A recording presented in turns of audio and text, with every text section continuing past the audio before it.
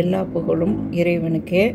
குழம்பு வைக்கிறதுக்கு தேவையான பாத்திரத்தை அடுப்பில் வச்சுட்டு இப்போ மிக்சியில் அரைச்ச அந்த புளிக்கரிசலை ஸ்ட்ரெயினர் வச்சு எப்படி வடிகட்டுன்னு பாருங்கம்மா. இப்போ அடுப்பை ஆன் பண்ணிட்டேன்மா. இப்போ வடிகட்டிட்டேன். அப்புறம் தேவையான அளவு இப்போ தண்ணி ஊற்றிக்கிட்டேன். கொஞ்சம் மஞ்சள் தூள் சேர்த்துறேன் பாருங்கம்மா. உப்பு தேவையான அளவு உப்பும் போட்டாச்சு, இப்போவே போட்டாச்சு. இந்த இடத்துல முதல்லையே நான் ஏன் உப்பை இவங்க முதல்ல இப்படி சேர்த்துறாங்க அப்படின்னு நீங்கள் நினைப்பீங்க. ஃபஸ்ட்டே நம்ம உப்பு போட்டோம்னா அந்த பூண்டில் இருக்கிற பேட் ஸ்மெல்லும் வெளியாயிரும். பூண்டு நல்லா மாவு மாதிரி வெந்து வரும். வெந்த பிற்பாடு உங்களுக்கு காமிக்கிறோம்னா அது எந்த அளவுக்கு வெந்து மசிஞ்சு வருங்கிறத. இப்போ 3 கை அளவுள்ள நல்லா கழுவி பூண்டு 3 கை போட்டிருக்கிறேன்மா. இப்போ ஃபயர் சிம்மில் வச்சாச்சு.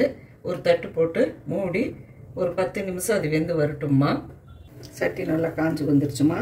இதில் ஒரு துளி விளக்கெண்ணெய் ஊற்றிக்கிறோம். உங்களுக்கு விளக்கெண்ணெய் இல்லைன்னா நீங்கள் நல்லெண்ணெயோ தேங்காய்யோ இந்த இடத்துல நீங்கள் சேர்த்திக்கலாம். உங்களுக்கு பிடிச்ச எண்ணெய், கடலெண்ணெய், நல்லெண்ணெய், எந்த எண்ணெய் வேணாலும் சேர்த்திக்கலாம். குழம்புக்கு மசாலா வறுக்க போகிறோம். சட்டி சூடானதுனால அடுப்பு ஆஃப் பண்ணிட்டோம்னா பாருங்கள். இது 4 பேத்துக்கானது. இது ஒரு 5 கிராம் இருக்கும். இந்த கொத்தமல்லி விதை, 2 துண்டு பட்டை. பட்டையோட மருத்துவ குணம் என்னங்கிறது உங்களுக்கே தெரியும். வெயிட் லாஸுக்கு யூஸ் ஆகும். இதில் இருக்கிற காரத்தன்மையை இனிப்புத்தன்மையாக எடுத்து கொடுக்கும். இதுக்காக தனியாக நீங்கள் சுகரோ வெல்லமோ சேர்த்த மாட்டேன் எந்த குழம்புலையும். இந்த பட்டை போட்டாவே நமக்கு சுகர் எடுத்து கொடுக்கும். இப்போ நம்ம கொத்தமல்லி வறுத்தாச்சுமா. 10 கிராம் அளவுக்கு குறுமிளகு சேர்த்திக்கிங்க. இதை நீங்கள் கூட்டுறதும் குறைக்கிறதும் இந்த காரமெல்லாம் உங்களோட சாய்ஸ்மா. நான் இதில் 10 கிராம் சேர்த்திருக்கேன். இது வறுத்தாச்சுமா. 6 வரமிளகாய். இவ்வளோதாம்மா. இதில் பருப்பு வகைகள்லாம் சேர்த்துறது கிடையாது. கொஞ்சம் சீரகம், இது ஒரு 3 கிராம் இருக்கும். இந்த சட்டியோட சூட்லேயே அது வெந்துருச்சு. இதை அம்மியில் அரைச்சிட்டு இந்த வெங்காயத்தை கடைசியை தட்டி போடுறதுன்னு சொல்லுவோம். அதுக்காக இந்த 5-6 வெங்காயத்தை சேர்த்திக்குவோம்மா.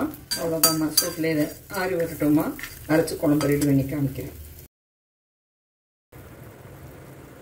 பூண்டு வேக போட்டதை ஓப்பன் பண்ணியாச்சுமா. 10 நிமிஷம் ஸ்லோ ஃபயர்லேயே இருந்துருச்சுமா. நான் சீக்கிரம் காமிக்கிறேன். நல்லா வெந்துருச்சு. இந்த அளவுக்கு நல்லா வெந்து வந்துருக்குதுமா.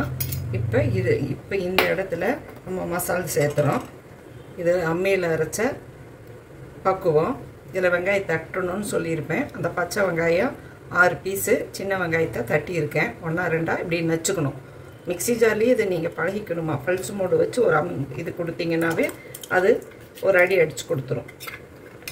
இப்போ நம்ம இதை ஊற்றிட்டோம். இப்போ இது கலந்து கொடுக்குறோம்மா. குழம்புக்கிட்டே வருது பாருங்க. இப்போ இதோடு நீங்கள் முடிச்சுக்கணுன்னாலும் முடிச்சுக்கலாம். இதில் எண்ணெயே நான் ஊற்றலை. இதை நான் குடிச்சும் பார்த்தேன். இது நல்லா இருக்குது. ஆனால் நாங்கள் எங்கள் வீட்டுக்கு தேங்காய் ஊற்றி நான் செய்வேன். இது தேங்காய் வேணால் வித்தவுட் ஆயிலோடு சாப்பிட்றவங்க இந்த ஸ்டேஜோட பூண்டு குழம்பை நிறுத்தி நீங்கள் எடுத்து வச்சு சாப்பிட்டுக்கலாம்மா. கொஞ்சம் நேரம் கொதிச்சு வந்தீங்கன்னா வறுத்த மசாலா தான். பூண்டு நல்லா வெந்து வந்துருச்சு. உப்பும் பிடிச்சிருச்சு. இப்போ அதுக்கான மசாலாக்களும் போட்டாச்சு. இப்போ இது நல்லா வந்திருக்குதுமா. வாசமும் நல்லா தூக்கலாக இருக்குது. ஆயில் இல்லாமல் தேவையில்லை அப்படிங்கிறவங்களுக்கு அவங்களுக்கு ஒரு நிறையா பூண்டோட எடுத்து கொடுத்துருங்க. இப்போ அதுக்கு மேலே பச்சை கருவேப்பிலையை போட்டுருங்க. பாரம்பரியமாக பூண்டு குழம்புனா தேங்காய் ஊற்றி தான் செய்வோம். இப்போ இதில் தேங்காய் ஊற்றுறோம். அந்த காலத்தில் ஆயிலுங்கிறது இல்லாமல் நாங்கள் சமைக்கலை. நிறைய ஆயில் ஊற்றி தான் இட்லி பொடியிலேருந்து எல்லாத்துக்குமே சாப்பிட்டோம். இப்போ 18 வருஷத்த பையன் கூட டயட்டில் இருக்கிறான், என்ன ஆயில் இல்லாமல் சாப்பிட்றான் அப்படின்னு சொல்கிறாங்க. அவங்களுக்கு தகுந்த மாதிரிக்கு நம்ம சமைச்சு பழகணும் தான்மா. பாருங்கள், இதை கொதி விடக்கூடாது. அவ்வளோதான். கொஞ்சம் இப்படி நுர கட்டினதுமே இது இனி அதுக்கு மேலே தண்ணி ஊற்றக்கூடாதுமா. தேங்காய் ஊற்றிட்டோம்னாவே கூட தண்ணி நம்ம ஊற்றக்கூடாது. அந்த அரைச்சதை மட்டும்தான் போடணும். கழுவி ஊற்றுறது அதெல்லாம் செய்யக்கூடாது. பூண்டு குழம்பு பர்ஃபெக்டாக ரெடி ஆகிடுச்சு. இப்போ இதுக்கு ஒரு தாளிப்பு கொடுத்துடலாம்மா. இந்த இடத்துல உங்கள் வீட்டுக்கு தேவையான எண்ணெயில் நீங்கள் ரெடி பண்ணுங்கள். நாங்கள் நெய்யிலேயே செய்வோம் அப்படின்னு சொன்னாலும் நீங்கள் நெய்யிலேயே ரெடி பண்ணிக்கலாம். கடலெண்ணெயில் தான் செய்வோம் அப்படின்னு சொன்னாலும் தாளிப்பு கடலெண்ணெயில் கொடுத்துக்கலாம். நான் இப்போ நான் இதில் சேர்த்துறது கடலெண்ணெய், நல்லெண்ணெய். இதே அதிகமாக நான் இவ்வளோ ஊற்றி தாளிக்க மாட்டேன். உங்களுக்கு காமிக்கணுங்கிறதுக்காக நான் தாளிப்புக்கு நிறைய எண்ணெய் ஊற்றி காமிச்சிருக்கேன். இதை அவாய்டு பண்ணிவிட்டு நீங்கள் சாப்பிட்டு பார்க்கலாம்.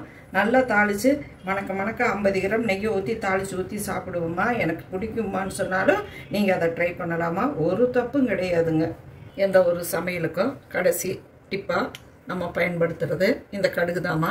கொஞ்சம் கடுகு போட்டாச்சு, பொரிஞ்சு வந்துருச்சு. அதுக்கடுத்து 2 வரமிளகாய் போட்டாச்சு, பொரிஞ்சு வந்துருச்சு. இப்போ கருவேப்பிலையும் போட்டாச்சு, உளுந்து 2 போட்டாச்சு. இப்போ அது வெந்து வருது. இந்த இடத்துல உங்களுக்கு தெரியணுங்கிறதுக்காக நெய் ஊற்றி காமிக்கிறோமா. அடுப்பு ஆஃப் பண்ணியாச்சுமா. பாருங்கள், தாளிப்பு ஊற்ற போகிறேன். இதில் புளிப்பு திட்டமாக தான் இருக்கும். நீங்கள் இது புளி பத்தலை அப்படின்னு நீங்கள் நினச்சிங்கன்னா கொஞ்சம் எலுமிச்சம்பழம் சாறு கடைசி ஃபைனலாக நீங்கள் சேர்த்திக்கலாமா. நல்லா அருமையாக இருக்குமா. நீங்களும் செஞ்சு சாப்பிடுங்க. இதில் புளிப்பு திட்டமாக தான் கொடுத்துருப்பேன். ரொம்ப புளிச்சு வந்தால் பல்லு குடுகுடுன்னு இருக்குதுன்னு சொல்லுவீங்கன்னு சொல்லி அளவான புளிப்பு கொடுத்துருக்கேன். நீங்கள் தேவை இருந்துச்சுன்னா கடைசியாக நீங்கள் சாப்பிட்டு பார்த்துட்டு குடிச்சு பார்த்துட்டு உங்களுக்கு புளிப்பு பத்தலைன்னா ஒரு 1/2 எலுமிச்சம்பழமோ உங்களுக்கு தகுந்த மாதிரி எலுமிச்சம்பழம் சேர்த்துனீங்கன்னா புளிப்பு கரெக்டாகிடுமா. இது 2 நாள் வச்சுருந்தாலும் நீங்கள் சாப்பிட்டுட்டு ஃப்ரிட்ஜுக்குள்ளே எடுத்து வச்சுருந்து 2 நாளைக்கு நீங்கள் இதை எல்லா விதமான சாப்பாட்டுக்கு, களிக்கு, இது எல்லாத்துக்குமே சாப்பிட்லாம். இது மெடிசன் வேல்யூஷன் என்னங்கிறது உங்களுக்கே தெரியும். பெண்களுக்கு இது எந்த அளவுக்கு உதவுங்கிறது உங்களுக்கு தெரியும். உடம்பு வலியை நீக்கும், வாய்வை இது பண்ணும், கட்டுப்படுத்தும். இதில் பெருங்காயத்தூள் நான் இதில் ஏடு பண்ணியிருக்கேன். நான் அதை போடும்போது உங்கள்கிட்ட சொல்ல மறந்துட்டேன்னா கொஞ்சம் தாளிக்கும் போது பெருங்காயத்தூளும் நீங்கள் சேர்த்திக்கிங்க.